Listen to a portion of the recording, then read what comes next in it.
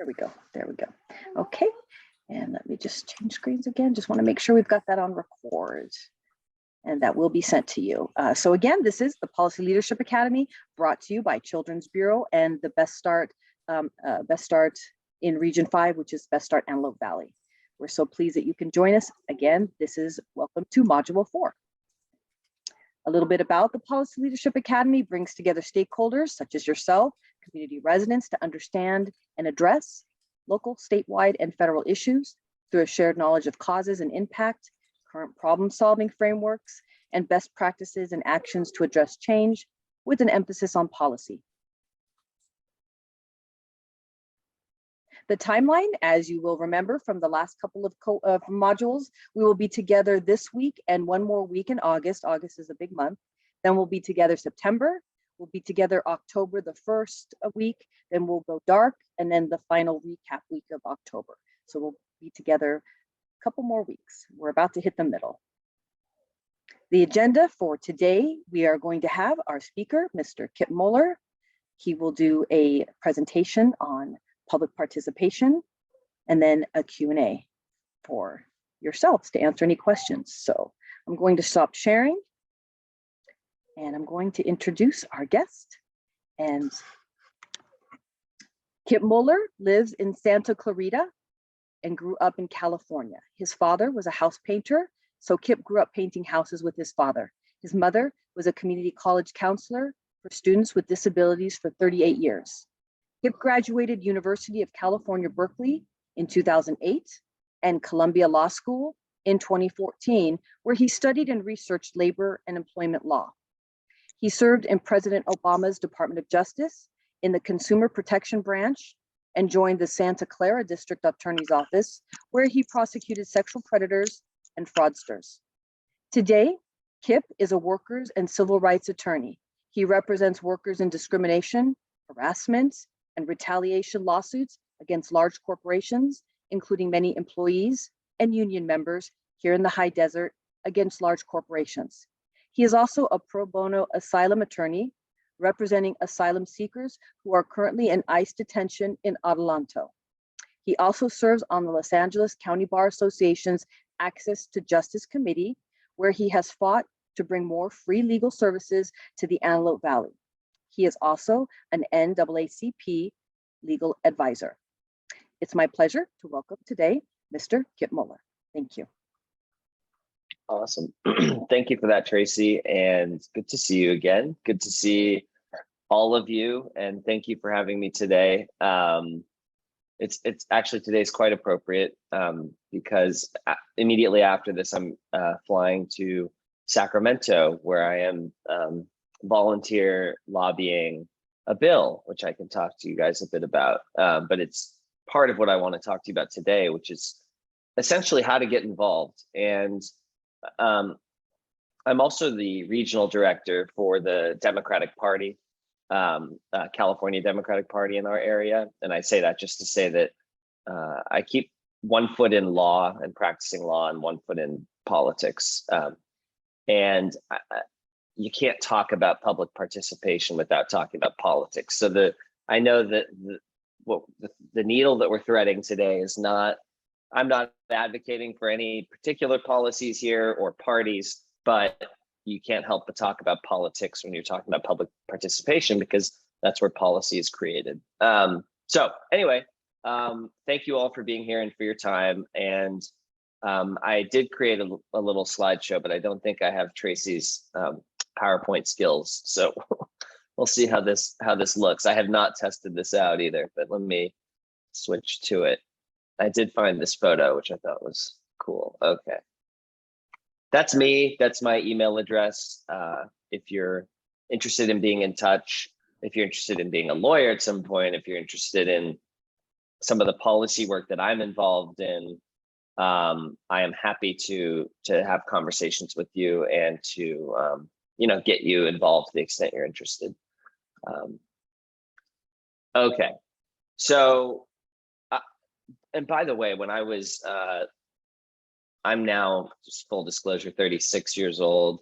When I was 32, I was looking at my life and just I wasn't involved in politics and policy the way I wanted to be, and I knew I wanted to be involved and be more of a participant in our politics and creating policy, and I couldn't figure out how to do it. I just felt like I was kind of like, how do you get in? How do you get started? How do you get taken seriously? How do you find your niche or get involved in an issue? And like, where do I start? Do I start showing up to Democratic clubs? Do I start, I don't know, trying to get, more social media followers? Like, what do I do? How do I? And so that's partly what I wanted this to be about, because I remember feeling that way. And I wanted to provide just some advice on the kind of reflection you can do in order to figure out how you can get involved in policy making and change. So how do I make political change? I think the first thing you have to ask yourself is, what are you looking to do? There are a lot of folks that are very focused on local policy. You're looking at Palmdale, you're looking at Lancaster, and you're thinking about why are our unhoused population treated this way here in Lancaster? What can we do here to make this better? That's a very different question than what is the United States going to do about homelessness, right? And you have to feel out all of this, by the way, is filtered through the lens of where's your passion genuinely? Because you're going to be most effective if you're honed in on where your heart lies. If your heart lies in local issues and what's going on in Lancaster or Palmdale, that's where you want to get involved. If your heart lies in what's going on nationally and you want to see that kind of change, then as this slide is indicating, you're interested in, let's say, healthcare for all, or I don't want to advocate policies, healthcare for none, whatever it is that you're interested in, but you're looking at broad sweeping change across the country, then the way you're going to get involved in policy making is going to be very different. And you're going to have, you're going to be a smaller fish in a bigger pond, but there will be different ways to get involved where you can have a real impact than if you're looking at targeted change, such as I have here zoning issues in the AV. Maybe you feel that we're not building nearly enough housing, for example.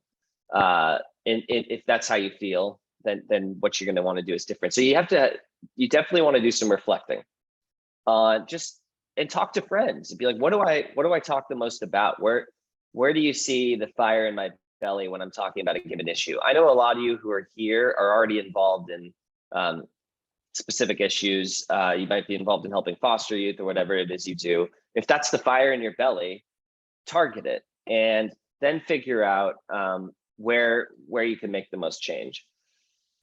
So that's determine a clear objective. What do I want to? What's the ideal world look like for me? Or I mean, when I'm, old or reflecting on my life in some manner, what will I want to have accomplished? What would be most satiating to my soul? And I think that's the first step, because people are going to see when you're an expert on an issue, when you have the passion for the issue. And the way you build that is it's genuinely what you care most about.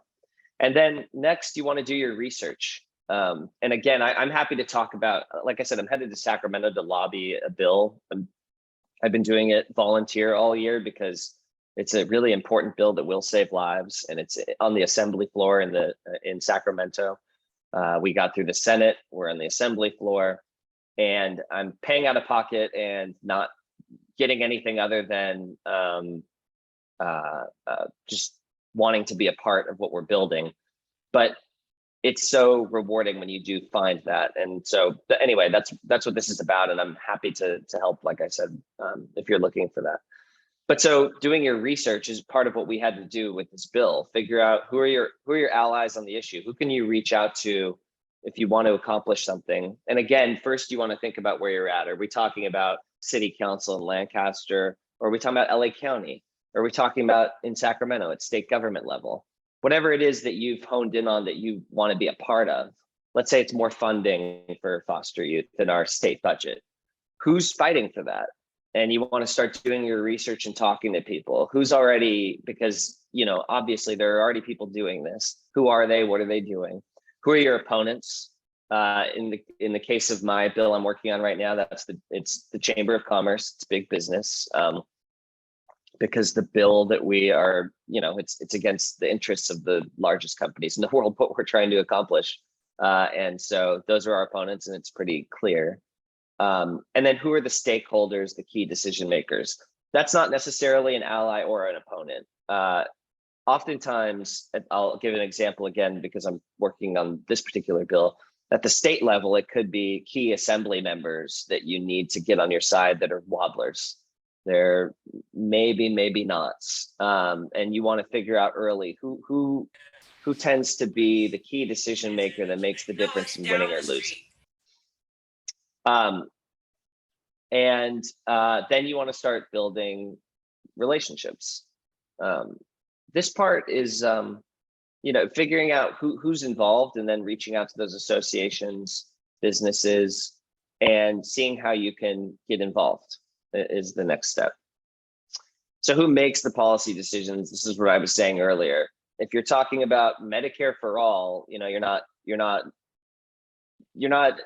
really talking to the right people if you're at the Palmdale City Council meetings demanding that they pass Medicare for all, right? So, and that people do that, and it's cool, but you really want to figure out where your target audience is, where the goals can actually be met at what level of government. And obviously in the United States, that's a complicated question. The president and Congress for big, broad, sweeping change that you want to be a part of. I do not want to discourage that. You really can get involved in that, and we'll talk about how. Just because it's a national issue does not mean you can't have a tremendous influence and make real change. State legislatures, that's kind of my area of expertise. It's something I'm passionate about, because at the state level, California is the 5th largest economy on its own, if compared to countries around the world. We have $100 billion surplus this year. So there's an immense amount of funding at the state level in California that we have here. And you can have a really powerful impact by doing something as simple as the fact that I'm flying to Sacramento for 2 days and I'm just knocking doors. That has a huge impact, just knocking doors and talking to people about your issues. And I see the same people doing it over and over again. And they're some of the most impactful people in Sacramento, because they're just there. They're just consistently around. So the state level is a really wonderful opportunity to make real change, because the amount of influence you can have and the size of their budget and the scope of what the state legislature can accomplish is immense. And it's underappreciated. So that's where I focus my time and efforts. It could be city council, it could be the county board of supervisors. For those of you who don't know, I know a lot of you work with LA County or for LA County. I'm sure there's people who work for the county here too. The budget is huge. It's let's see, my Zoom is actually covering it, but I think it's 39 billion. I can't see it on my own screen. 36 billion, something like that. $36 billion budget. The city of LA is 10 billion. So you have a tremendously large budget. You have 5 supervisors, almost like fiefdoms, because they're so powerful to control that budget. That's a budget that's larger than, I think, the majority of states in the United States, that the LA County has, not even just like the area of LA, but LA County alone. So again, you live in a unique place where you can have real impact. You're not living in Wyoming where you have a really small budget to work with at the state level. You have some, virtually non-existent budgets at the county level. You can make tremendous impact, and what happens in California reverberates across the country too. So we're in a really unique place to make the kind of change we want to seek by living in California. You might care about water and sustainability. And if you do, and you're a very locally minded person, look to water boards. You might care about, again, zoning and housing issues, then look to planning commissions. If you care about our schools and more funding for our schools and better allocation of funding, then you'll look to school boards. So again, this is all you. It's self-reflection. It's talking to people. But once you know what it is you want to focus your time and efforts on, figure out where that can be, where your energy can be best directed towards. And again, I'm happy to help with these questions too. These aren't all easy to answer. Some issues, are federal, state, and county issues. Healthcare, for example, you can have an impact on our healthcare system at all levels of government. So I'm not suggesting this is easy to navigate, but these are the kind of questions that you want to be asking yourself. This is my slideshow that I made. What can little old me do? And this is how I felt, seriously, when I was 32. I was a little bit involved in things. I just felt kind of lost, and I knew I wanted to be more involved in policy. I just didn't feel like I'd caught my stride. I felt like, I don't know, like I didn't know exactly how I was making any impact and whether I even was. I felt a little bit like jack of all trades, involved, a member of clubs, but like, okay, great. not making the kind of impact I wanted to. But you can. There are other questions to ask yourself, figuring out your lane. Do you like leading the charge? And we're going to get to one option that I like to talk to people a lot about, which is running for office.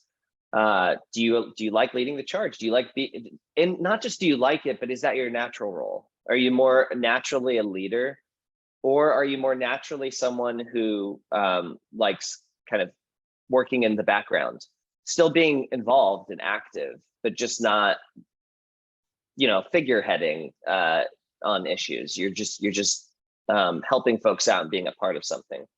And that answers the question of how you get involved. So are you running for office? Are you joining an organization and being part of a committee of people that's making decisions that are recommendations then given to electeds, right? Where do you like to be, and what's your more natural fit? Okay, so these are some. This is not a complete list of how to get involved, but I just wanted to talk about a few ways to get involved. People really don't appreciate how much of an impact you have on your local electeds just by bugging them occasionally. It has such a huge impact. And I can tell you, I'm working with someone who I really admire and respect. Her name's Senator Connie Leyva, on this bill that I'm working on in Sacramento. She's a state senator. And just being around the Senate offices, if they get 5 calls in a row saying, please vote yes on something, they talk about it. 5 calls. It doesn't mean it changes their vote necessarily, but it spurs up conversation in the room of who do you think, which organization do you think this is? And how close of attention are they paying to this? Like, it's amazing what you can do. If you had a group of friends, like 10 of you, get together once a month and decide on a bill you wanted to support, and just started calling the Capitol offices of your elected. By the way, it does make a big difference if you're their constituent. If you're not their constituent, people don't care nearly as much. But the thing an elected is most afraid of is a constituent who's gonna cause a fuss. It's really a thorn in the side of an elected. And you might see electeds like Congress members who have 500,000 people in their district. 499,000 of them are never going to contact their elected. They're not talking to them at all. If you're contacting that elected and reaching out to the office, you're one of a very, very few that are doing that. So I can't emphasize enough what kind of impact it has to just, I would say calling and visiting is more of an impact in my experience than writing. I think emails can go a bit more ignored. Petitions are better than emails, I think, but calling and visiting makes a huge difference. And if you're credible, as I have here, and you're persistent, it's really effective. Tweets as well, they do check Twitter. And if you run for office, you got to have some kind of ego. It's very rare that people run for office with no ego whatsoever. And anybody with any semblance of an ego checks to see who's tagged them on Twitter fairly regularly. And you better believe that electeds are doing it. So they may not respond, but they see every time. They absolutely see every time you tag them. And if you have a group of people that are consistently tagging your elected saying, please vote yes on this bill, you're gonna make a difference. Volunteering with a campaign, even more impactful because you're a voice and a person who's around, and we all have human psychology. We're human beings. When someone's around you and they're making arguments that are sound and make sense to you, you're going to change your mind. You're going to hear them out, especially if it's a niche issue. If you know what's going on specifically with foster youth in Lancaster right now and the current problems going on, not a lot of people have that expertise that you do. And electeds will rely on you too. And if you're credible and you show that you're both an expert on the issue and you're passionate, you're going to be heard. So volunteering with campaigns gets you face to face with electeds, and you can make a real difference that way too. Attending meetings, again, shocking how few people are at a lot of these meetings. I go to state committee hearings, judiciary committee hearings. I'm a lawyer and it sounds boring, but it's really not. It's actually really fun. And there's just a few people there, and the committee at some point will be like, anybody here have anything they want to say about this? That stuff makes a real difference too. And I've been on the side where we go afterwards back to offices of electeds and they talk about what they heard. So showing your passion, I would say show your professionalism, your passion, your expertise, and it's incredibly effective to do so. Depending on whether you like to be more of a leader again, or more part of an organization, there's all kinds of organizations. I'm not plugging any particular ones. These are just the ones that came to mind when I was writing the slideshow, but you can join these orgs. They know what they're doing. They're really effective at what they do. And you can become a part of what they're up to. And folks are looking for, most organizations are outflanked, especially in Sacramento in my experience. So they're looking for people like I'm the sucker who's volunteer lobbying this bill right now. But they'll take it, there's a lot of organizations that say, hey, if you'll go fight for, this bill and go meet with electeds and talk to them about it, fine by me. I mean, please help us out. So again, I'm happy to talk to any and all of you. If you have a specific issue you're passionate about, I'm happy to talk to you about organizations involved in that, how you can get involved and potentially start lobbying or helping draft legislation or come up with ideas for things that can make real positive impact. You can create an organization if you like being more, again, in the lead or the leader of something. You can create a PAC if you want to do direct policy work in politics, political donations. There's all kinds of PACs. There's the kind of PACs that have a bad name, dark money PACs. Super PACs generally people think of as being shady, but a PAC is like anything else. There's good PACs, there's bad PACs. It's like corporations. There's great corporations, there's terrible corporations. And you could start a PAC that is focused on a particular social issue or something you care a lot about, and it's just a mechanism to push for what you believe in. So happy to talk with you all about that as well. You could start a corporation, 501c4. And again, I have here preferably all within the district. If you're going to gather a group of friends to fight for an issue, and ideally, if it's going to be a small organization, you want to all be in the same, if it's state or federal level, state and federal districts, because that's how you're going to have a really powerful impact. And then there's running for office. Why can't you make the decisions? I mean, if you know what you're passionate about, and again, you can have a niche and be like, I'm running for office because I really care about this particular issue, and this is where I want to make the real change. Why can't it be you? Of course it can be you.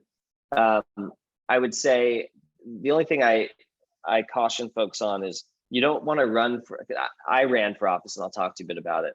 you don't want to run just for the sake of running because it sounds cool to be in politics. Number one, being in office is exhausting, and yeah, I haven't been in it, but it seems like it can be fun, but it can also be terrible. And you really have to have your heart in it. You really have to be genuinely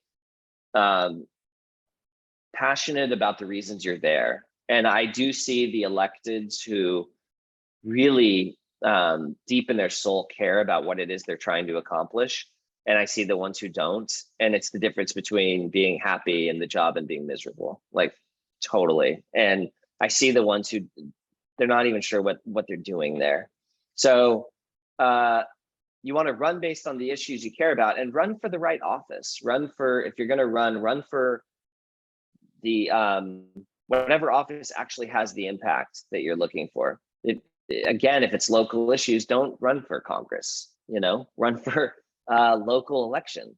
If you care about national issues, run for Congress. But figure out what it is and follow your heart most of all, because everybody sees it. And everybody sees those who don't follow their hearts too. And you can see them for what they are. And you all know that. You've seen these politicians yourselves that don't seem to have their heart in it. They seem to have their heart more in what they perceive to be the money and the power than they do in the actual job. Don't be that person. And I set myself out to be the case study. And I'd love to, it's already been, what, a half hour now? I hate talking for this long. So I'm happy to answer questions and make this a conversation. But I ran for state senate in 2019 and 2020. I started with virtually no political connections other than like probably what you all have, which is like, yeah, I think I know her, she's kind of involved in this thing, I think, and I know him, he's like, I think he like works for this state senator maybe, and that's like it. I had no donor list. I did have some friends from law school that I asked to donate, but it wasn't a real donor list, especially for the office I was running for. Not nearly enough in terms of what I needed to raise. And all I knew was I had a genuine passion. I knew that I would put in the work. I knew that I cared a hell of a lot. And that I would be real with people about what it was I knew, what I didn't know, what I was passionate about. And I genuinely felt, and absolutely still do feel, even though I lost, that those are the qualities that win the day if you are looking to run for office. Being genuinely into what it is you're building, and being passionate about the issues and why you're running. So I was going to talk a bit more about my experience running. I just feel like it says 9:33 on here, and I want to open up first and just see if anyone has questions, or I saw there's also some chat. Let me take a minute to get out of the. If you'd like, I can read I was going to read some of the chats, and I know Sean has raised his hand as well, but going back a little bit, we have, let's see. So we have Ruth. That's right. I feel we start local, bring awareness to get support, and then you move up. Sean, actually think globally. Karen, it's the local changes replicated enough that create the local changes. And then we've got Ruth, we can do so much. And once you have established your role in the community, you can actually empower people and have them join you. And right. And then Ruth, again, know the community you want to represent. And totally. And then Sean has raised his hand.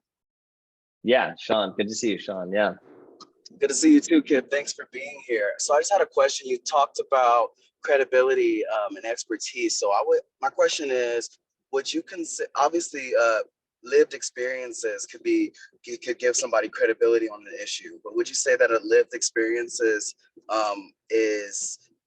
could go in the category of being an expert of an issue on an issue? Oh, absolutely. And thank you. That's a great question. And I don't know that anything can replicate it. I think, I could go read books and talk to people about what it's like, for example, to be a foster youth in the Antelope Valley growing up. I'm never going to have even a fraction of knowledge or understanding or genuine appreciation for what it is like. It's not possible. And I think that there is no replacement or anything that compares to lived experience. And I think folks who have a lived experience that is the source of why they want to run for office or get involved in policy, we need you. We need you to run. We need you to be involved, because I can never tell that story. And the case and the bill that I'm working on right now, I've never been injured by what the bill is about. The bill is about protecting people who get injured by defective and dangerous products. That's what the bill is about. So we're trying to basically give the public the right to know about when products are causing injury or death. That's the basic bill. It's never happened to me. And I can be an effective advocate to a degree, and I genuinely empathize. And I know that we have victims on our team, but I can never give the testimony they can give. I can never tell the story of someone who lost their son to OxyContin. And I can never, I can, like I said, empathize, but I can't replicate that kind of pain and realness that she can when she speaks. And I still get emotional thinking about it because it's so real. There is no substitute for that, Sean. And I appreciate that question, because we need folks with real lived experience that is the source of your passion for why you're doing it. Yeah. Thank you, Sean. We have Ruth that is raised her hand. Ruth. Thank you. Hi, Kipp. Good to see you. Hey, Ruth. Good to see you too. I wanted to say, I've been lobbying for quite a bit, some time now, every year. And it's true what you say. You can't, when you're not either the victim or have experience that, what you're lobbying for, it's, you can't, you can still relate, but you can't talk on the experience. However, what helps me is we go in a small group, we meet before, get our talking points. And for me, for example, as you know, I'm very active when it comes to certain bills. I learn and I pick certain topics because I already know how the member's going to do. They're going to rebuttal. If you get a chance to meet with them, they're going to rebuttal. And, and you have to be able to talk about it, but it makes it good to when you uniformize the message with the group that you're attending and doing the lobbying, because now you can go from real experiences, real damages, people that are actually being impacted. And then, for me, it's always the data, you can't say this is not happening because this is what happened. And I go with events. So they can't dispute the events, and I enjoy that. And lobby may seem boring, but it's really fun. I mean, I think I've been doing it ACO has been doing it for 16 years now. And I've been doing it ever since day one. And it is actually fun. You get to know the member, you get to know the staff. And I always say, do not get discouraged when you don't get the member, because it's not the member that actually reads the bills. It's, it's always the assistant that reads the bill and feeds them back and then follow up. But locally, we can do so much if we start locally with the local elected officials and then move up, because a lot of the things does trigger, they trigger up or down, and then start locally, because you can make some changes that are seen at a bigger level. My experience have been, I start locally, and now I hold conversations, with congressmen at different areas. And, it makes me feel good when they say, oh yeah, I heard about this. So bringing awareness, it's very important. Totally. Thank you, Ruth. And Ruth could teach. Ruth has been an advocate and a fighter. I know there are a lot of you on here who are, and so to some extent I'm preaching to the choir with a lot of you, and definitely with Ruth too. You've been advocating, and I see you everywhere doing wonderful work and admire and appreciate it. And she's right too. Lobbying is fun, and lobbying, by the way, lobbying is like the word PAC. It has a negative connotation, but what it means is you're going and fighting for a policy. and you can fight for wonderful policies, and you can call it what you want. You don't have to call it lobbying, but that's what it is, and that's what I'm doing. Yeah, when I fly today, but it is fun. It's really fun, and it gets you on the ground. It gets you in the conversation, and you feel like you're really a part of something. So, yeah. Anyway, okay, great. Well, I can talk a little bit about my experience running, and then open up to questions and whatever we want to do from there. But as I said, I decided to run with really no political connections, and decided to run for state senate. The reason that happened was because, first off, I operate in state law. I'm an attorney that works with state law, so that's where my passions primarily lie. And I was looking to see who was going to run against the current representative we had in the Antelope Valley and Santa Clarita. And I was asking around because I wanted to throw support behind somebody and get something started, and just wasn't hearing back about anybody who was going to launch a serious campaign that was going to compete and raise the kind of money necessary to compete. So then decided I care, again, I'm passionate about it, and life is short, and that combination. By the way, there's a leap of faith in running for office. There are no guarantees. You could lose badly. You could win huge. You have no idea what's coming, and you have to take that leap of faith. But I do believe if you run your campaign with integrity and respect, that it goes a long way regardless of the outcome. So I went for it, and so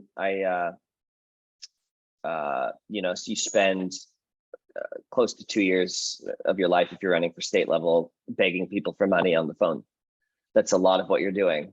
It looks glorious because you see candidates at events. That's the fun parts, and it's not most of your life. I loved attending things and seeing people, seeing Ruth and Sean and folks out at places, and that was a blast. But then I go back home to beg people for more money, and beg your friends and family, the same people who already gave you money, to give you more. Probably lost a couple friends who I wasn't that close with, obviously, in the process, because they were like, all right, that's enough. Goodbye. And so your heart has to be really in it. And I will just say this, you don't need all the political connections. I did lose, but we lost by 0.8% to the Senate minority leader in California, the most powerful Republican in California. And we lost in a nail biter that took weeks after election day to have an outcome. And that was because our team, we picked a good team. I took a lot of time. That's probably the most important choice you make if you do decide to run, is your team. Picking a good team, people that you can trust, people that can walk into a room without you and you have no doubt that they're going to be great. And I had that person, my general consultant. She's amazing and brilliant, and I just trusted her through and through. And then you got to fundraise. I'm sorry. There's a lot of people who believe that there's ways around fundraising. It's possible you can win without a ton of fundraising if you're talking about a grassroots campaign where you have a real big, you genuinely create a decent following and you're running for a relatively small district. But if you're running for state or federal office, how are you going to communicate with 600,000 people? You're not knocking those doors. You can't do that with 100 humans, let alone you.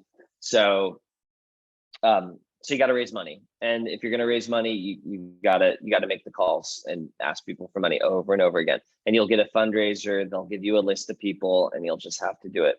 And at some point, you realize that there's a lot of people depending on you.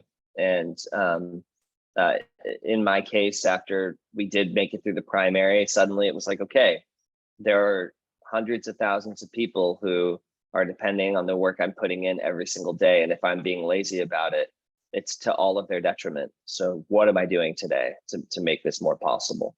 So you have to have that kind of heart and and time. By the way, I went broke too. That's another thing.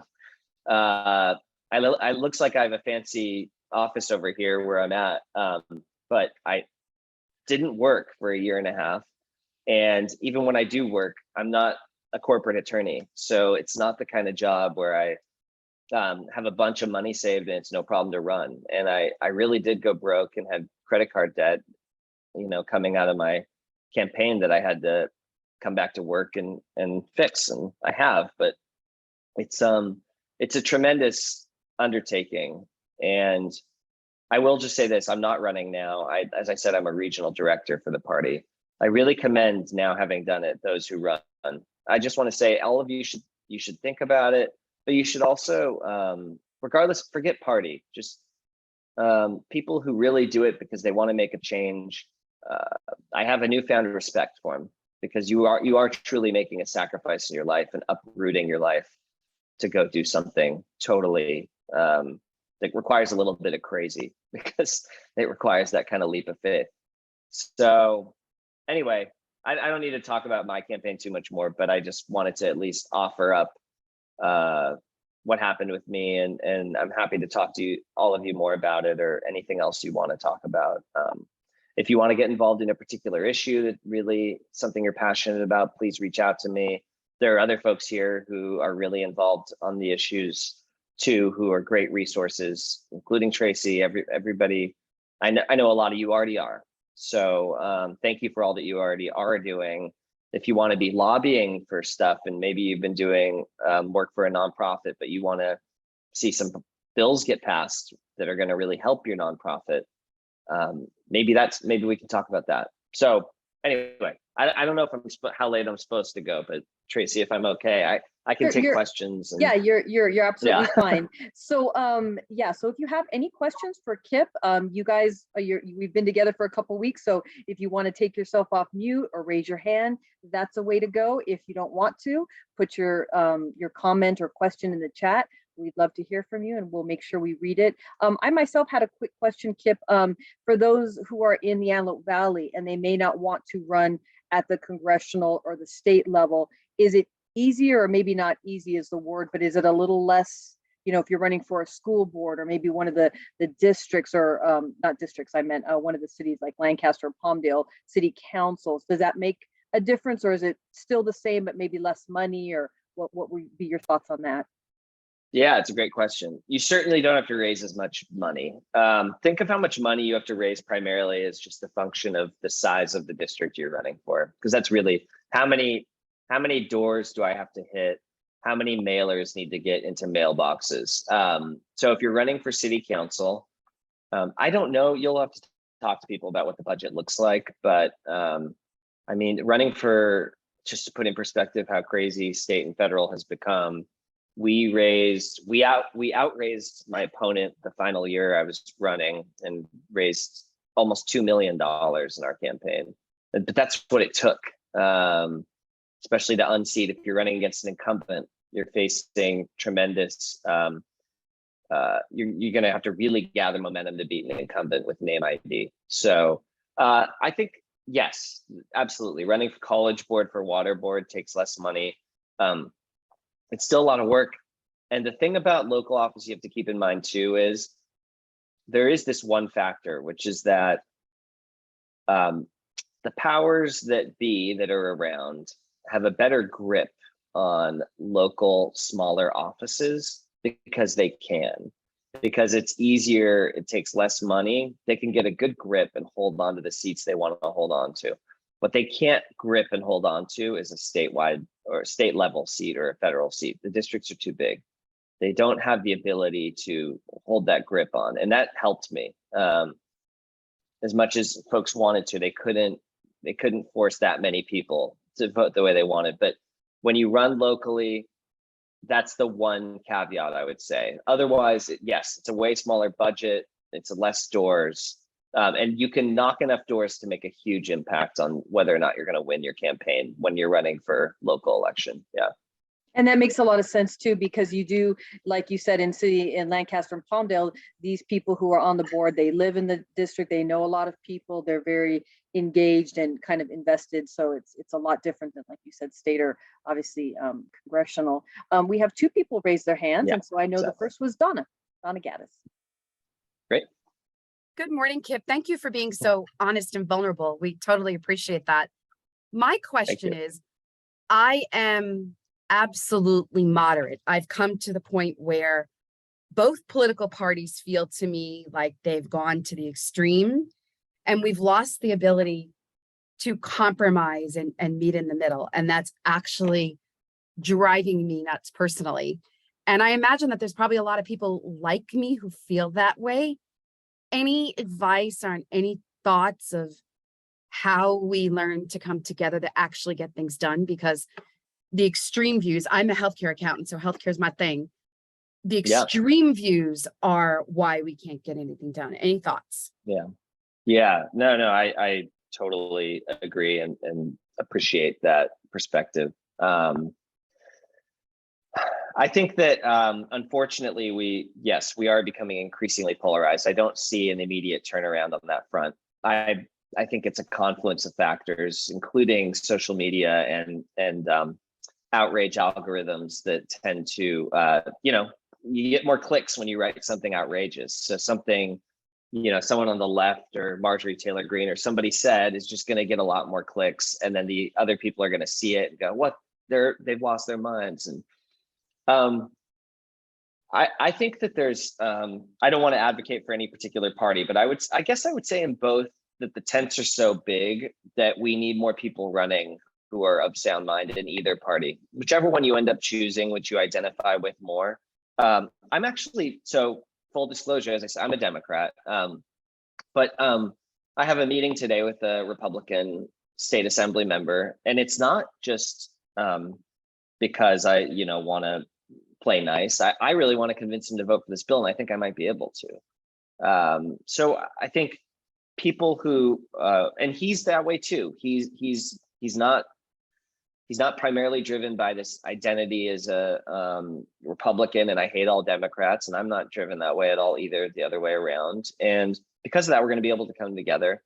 I think we need more people like you, Donna, in politics that have that view and are willing and want to see civility return to our politics. I don't have a clear answer for exactly how that gets done, other than more people like you get involved and are around to be the sane voices in an otherwise insane world of politics that we live in today.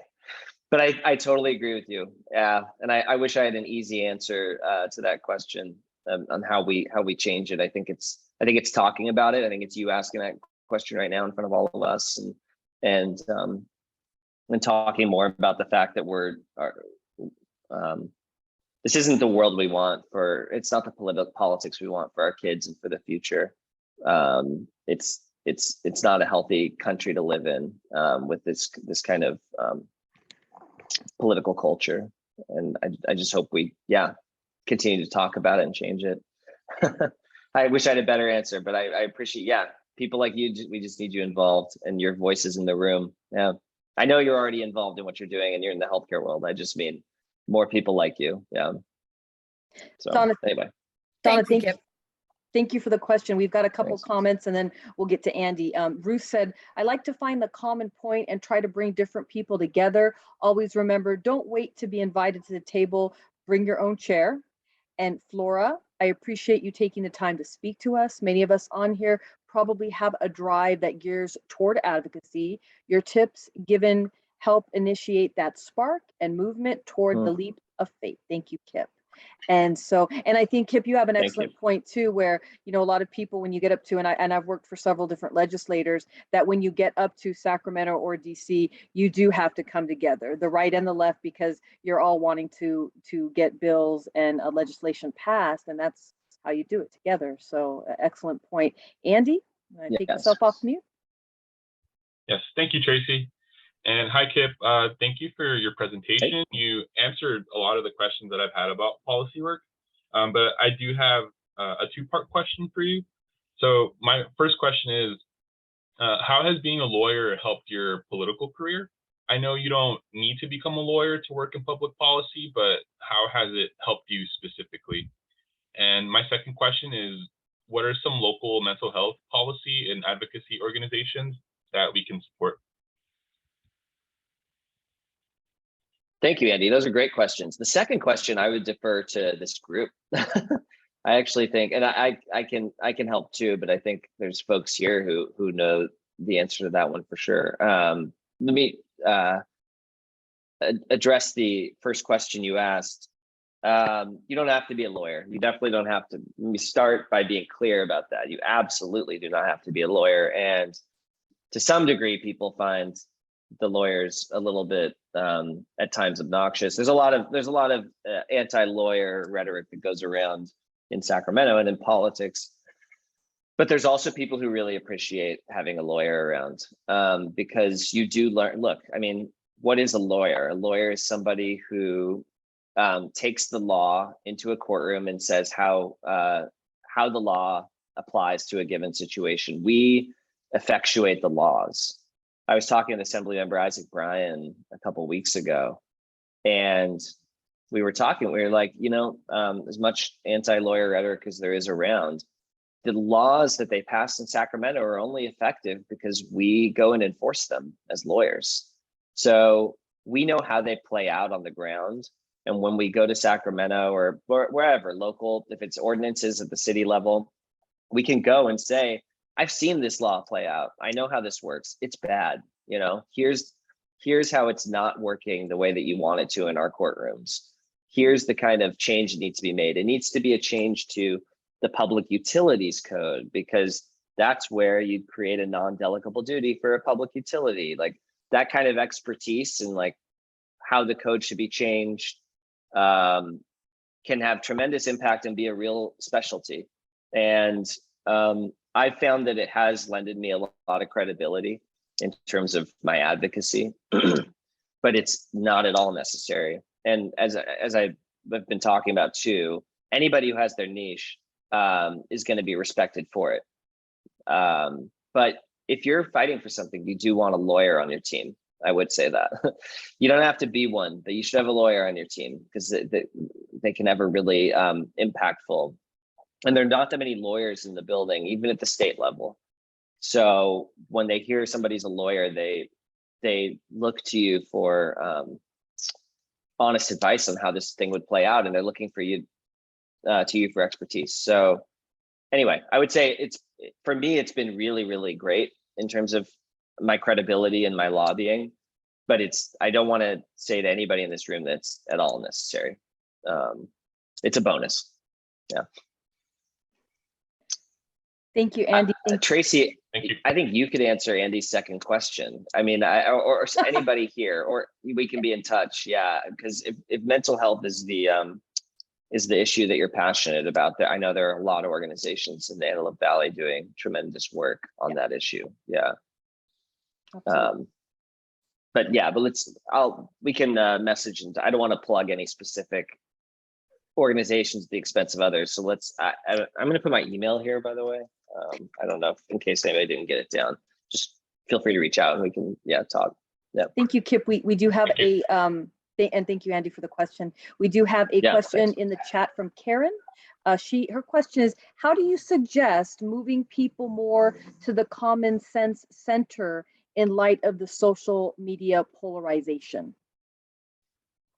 Yeah, Karen, I wish I had that answer.